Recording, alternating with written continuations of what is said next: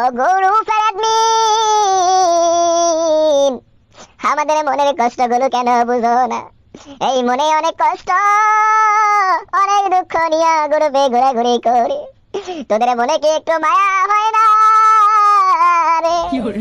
কলিজাটা হারিয়ে যায় রে অ্যাডমিন তোদের দুঃখে। এই গ্রুপে আসি অনেক কষ্ট করে, গ্রুপে এসে ঘোরাঘুরি করে একটা মেয়ে মানুষকে নিয়ে বের জন্য। আর কত সিঙ্গেল থাকবো রে অ্যাডমিন।